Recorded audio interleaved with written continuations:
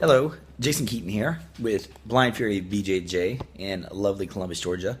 I'm just at my home, just filming a couple of little videos today, and one of the things that people ask me, especially I guess because I've just had a surgery, so that's why I'm a little disheveled here. But I've had neck surgery, right about there on my neck, last week, and it's always something that when you have a surgery or an injury, people want to know, how do you deal with it? How do I deal with it? I was out 9 months last year, and I've done this a long time. So, you're going to get injuries. You're going to get even wear and tear on your body. I thought that I've taken care of myself pretty well, but even so, it's just maybe part of it. I wasn't always as smart as I am now, especially, well, I wouldn't say smart, I would say wise as I am now when I was younger and going hard.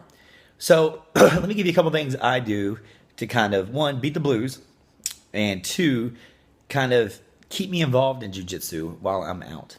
Here's a couple of ways. One thing I do is I watch a lot of videos. I mean, I've got downtime. I've basically had 2 weeks off work. I love music and I love guitar, so I've watched a lot of guitar videos, but mostly I've been watching a lot of jiu-jitsu videos and stuff I normally wouldn't watch. Now, I do watch a lot of videos of my friends. I have a lot of friends that have videos. They have channels. They have good tips. They give advice, kind of the same thing I'm trying to do. But I like to hear what they say, because even if they're a black belt, maybe they say it in a different way. So that gives me a chance when I get to coach my students, or even think about my own game, how can I improve it? Sometimes you hear it better through somebody else's words. All right, so that gives me a chance. Two, watch a lot of matches. I mean, YouTube is awesome. When I started doing jiu-jitsu, I wish there was YouTube. But YouTube, of course, is a curse, but you get to watch all the good matches, usually on YouTube. So watching that is pretty fun. And, you get to see some different stuff, especially, as of late, the competition is so incredible that, you can see, oh man, just some of the great techniques. I've been watching a lot of submission-only matches, something I probably wouldn't really do, but it's something I like to watch. And, watching some of these young guys is just, they're phenomenal. Okay, so that's another way you can beat the blues. Another thing is, if you have an injury, it's also a chance to rest and relax. And I think that a lot of people, you want to get back on the mat, obviously. So, you can get on the mat, but you can't roll. But you can always go and watch. Okay? So don't do a lot if you have an injury, especially like a neck injury or knee, shoulder, whatever the injury. If you're not allowed to train, then you can go and watch your teammates. Because usually you probably don't get the chance to see them work. You don't get to see them, how they move, what they're doing well. So you can go and observe and get a chance to see, hey man, you probably got some really great people on your team. All right? And, you can want to appreciate them a little bit more, but two, also you can learn from them. And it gives you a different perspective when you are watching just, your buddies roll around in the academy.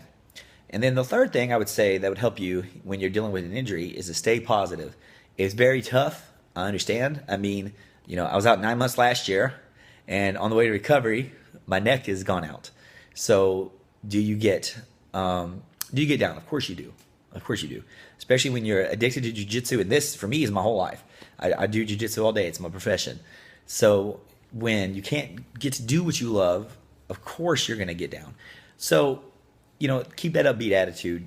Don't start thinking about, oh, gosh, I can't roll. What am I going to do? My life is over, blah, blah, blah. Don't worry about any of that. All right? Just, start thinking about the future. One, think positive about recovery. Think, it gives you a chance maybe to even heal other parts of your body. But also, you could start thinking about, hey, what's coming up next? How am I going to get better? All that stuff. Don't think about the past or the present. Really concentrate on the future. And I think if you do those few little things, then you're going to recover better, and you're going to have, when you come back, maybe your jiu-jitsu will even be better. It's really common when I had my 9-month layoff, I came back, and the first day I got to roll, as soon as I was cleared and went right to the school to train. And I rolled an hour straight, and I felt so good. And I didn't even breathe that hard. Now, day 2 sucked. I was awful. But the first day, I thought about jiu-jitsu so much over those 9 months that the first day I rolled pretty well. Second day, not so good, but first day was really good. Okay, so hopefully this video has helped you.